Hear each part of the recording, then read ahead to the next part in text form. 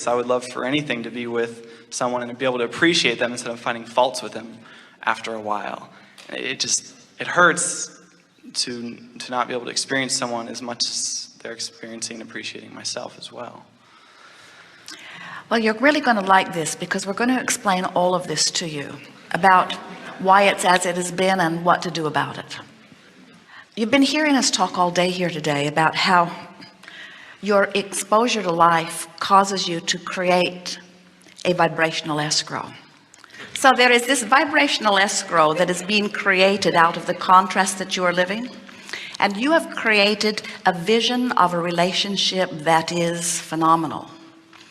And when you allow yourself the opportunity to go with the flow to that relationship, you will know it when you find it. And when you find the relationship that is a vibrational match to what's been waiting for you over there, not only will you know it as all the bells and whistles go off, as it sort of feels like in the infatuation that you're talking about, but it will be an enduring experience, because the sensation of the relationship will continue to expand. In other words, once inside the relationship, you will continue to add to it, and as you go with the flow, you will continue to keep up with it. So one of two things could be happening that could be tripping you up. One of the things that happens, it's a very common thing, is that you have created this magnificent vibrational escrow, but by virtue of the drums you are beating and so on, you're not staying up to speed with your own vision that you've created. But your impatience, because there are aspects about the relationship that you're wanting, your impatience about having a relationship causes you to move forward toward relationships, even though the universe has not yet yielded to you the one that you're really reaching for. And so it is always going to have great potential of eventually dissatisfying you, because it isn't the one that you were ultimately on your way to. To ask any person to be everything that you need is asking way too much. This is what we see as an ideal relationship. Someone who has a majority of things that I easily feel at ease with, things I like. Not someone who satisfies me on every single level, because expansion is fun, but someone with whom I can easily be comfortable. Someone who, like me, understands that she is an expanding being, who is eager about life and eager about expanding and willing to keep up with who she is becoming. What happens in most relationships is you come together in that beginning, in that hopeful, connected state. In other words, you're looking for the positive aspects in each other, wanting to see what you want to see. And when you want to see what you want to see, you've closed your gap. So here's two people who have closed their gap, who are vibrationally in alignment with source, coming together. And oh, does that ever feel good. And then, like most people, you then see something that you don't like as much, and you separate yourself from you.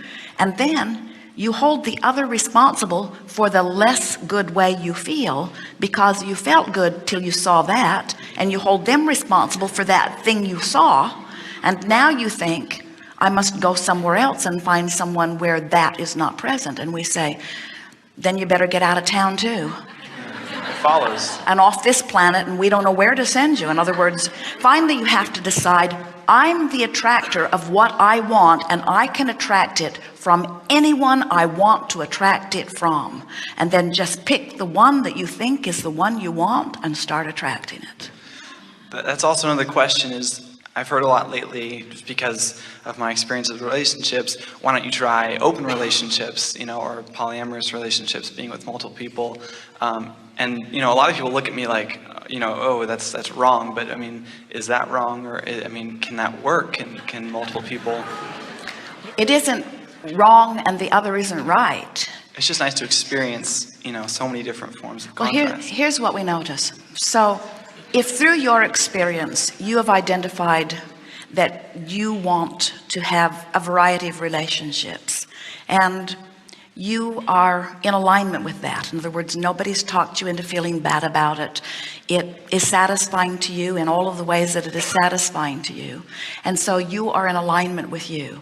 And in that attitude of wanting to feel free and wanting to feel expansive and wanting to benefit by having relationships with a number of people, as you hold yourself in that pure vibration, and by pure we mean you don't contradict yourself.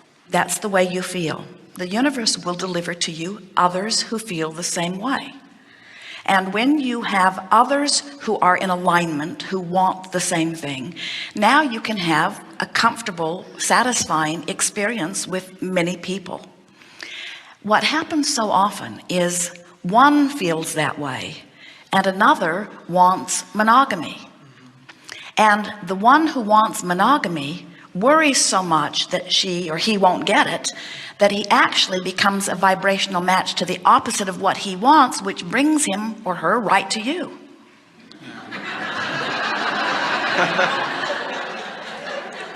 You follow that, don't you? In other words, you get what you think about whether you want it or not. Let's talk about women. The majority of women who attract to themselves men who do not want monogamy, the majority of women who attract such men are women who really do want monogamy, but they are crosswise in their own current, and they keep getting exactly what they don't want because that's what they give most of their attention to. So if two people want monogamy and each are a vibrational match to the idea of that, then the universe will bring them together and they will have a wonderful experience together. If two people or more want open relationships and they are individually in alignment with the idea of an open relationship and they are offering a pure vibration about what they want, then the universe will bring them together and everyone lives happily ever after. The idea that everybody has to do the same thing, that comes from people feeling better when they see that condition and feeling worse when they see that condition, and therefore believing that if they could just control those conditions, they would feel better. And people or a society or a couple or a person, anyone who tries to control conditions in order to feel better always ends up feeling worse, because you cannot control conditions. It is impossible.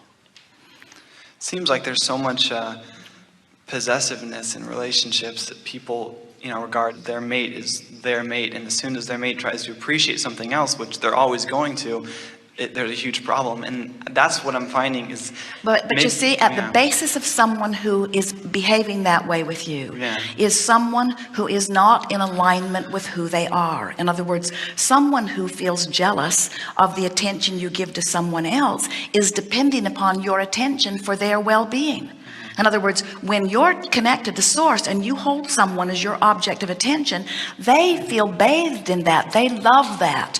And then they say, you must always give me your undivided attention because you feed me.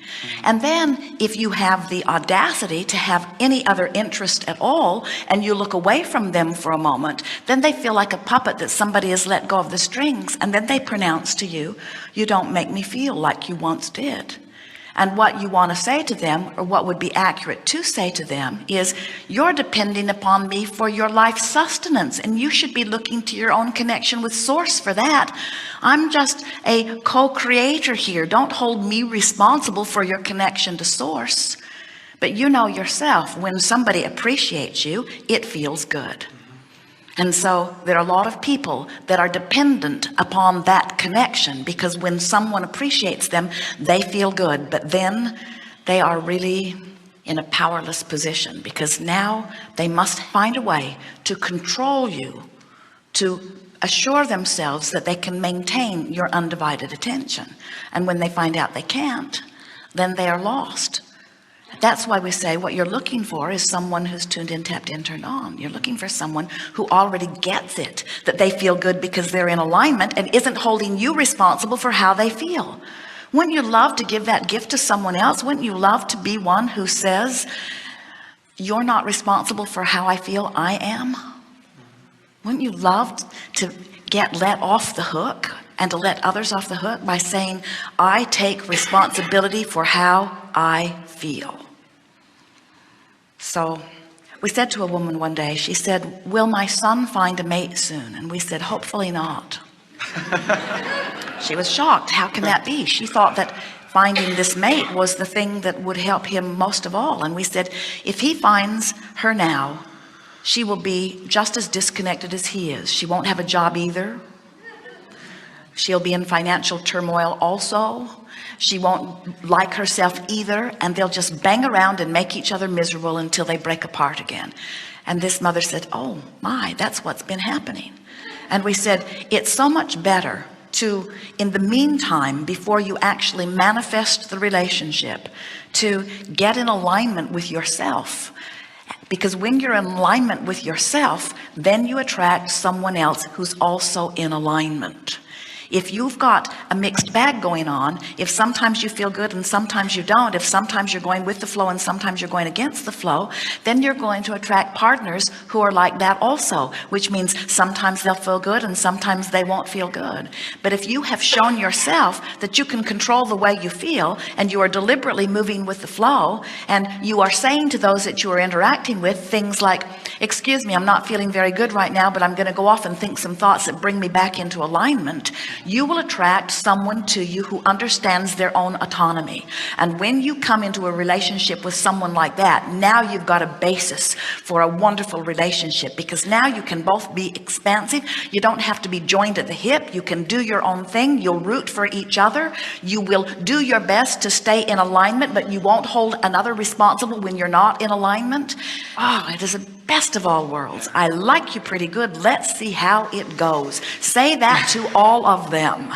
On the day that you meet them, don't say, oh, I hope this lasts forever. Say, oh, this feels good right now. And the reason that I think it feels so good is because I've got myself fixated on your positive aspects. And it's my plan to always focus upon your positive aspects, because I always feel best when I'm focused upon your positive aspects. And I'm sure that you're like everybody else in the world. You've probably got some negative aspects, but don't tell me about them, because I don't want to know about them. I don't even want to discover them. I'm going to keep looking for your positive aspects. And if I should stumble on one sort of accidentally, and I find myself feeling a little tense about who we might be together, I'm going to do everything I can to withdraw my attention from whatever that is, because nothing is important to me, dear person, who may very well be the person I walk the rest of the world with. Dear person, this is the thing that matters most to me. I want to go with my flow. I want to go with my flow. And so what I'm saying to you, potential partner of mine, you might not want to spell it out quite like this on the first date, but what you really want to mean as you're interacting with is, I plan to go with my flow, and I don't hold you responsible for me going with my flow. But if you make it easy for me to go with my flow, then I'm more likely to go with my flow. So I'm not looking for somebody particularly troubling. I'm just not going to hold you responsible for going with my flow. And so now let's see how it goes. I'm going to keep going with my flow, and you keep going with your flow, and maybe we'll have a wonderful time together. And if we do, then we'll keep renewing it for another day and another day and another day and another day and another day and another day. And maybe as we walk together, this life will keep inspiring more from each of us. And maybe our individual vibrational escrows will do a sort of combining thing where we're really better together than we are apart. Wouldn't that be delicious? And as that happens, and the universe calls us, and source is calling me, and source is calling you, and source is calling me, and source is calling you, and they're calling us to the same place, won't we have another glorious rendezvous, and another and another and another and another? When Esther ran across the idea of dragging Jerry off with her, she had no idea the depths of satisfaction that were waiting for her in vibrational escrow. In other words, when she first made the decision that she wanted to go with him, took her some time to talk him into it. When she first made the decision that she wanted to go with him, she was looking very peripherally at who they would be together. But their life continues to expand. In other words, their relationship becomes more, not less, as time goes by, as each of them expands into something more, as each of them is out there living life, and each of them is contributing to vibrational escrow, and each of them are closing the gap on that vibrational escrow. It feels better to be together than anything else. And so they stay together, you see. Not out of commitment, out of desire, out of calling, out of inspiration. So you could say to future girlfriends as you're meeting them, I hope I'm always inspired to love you.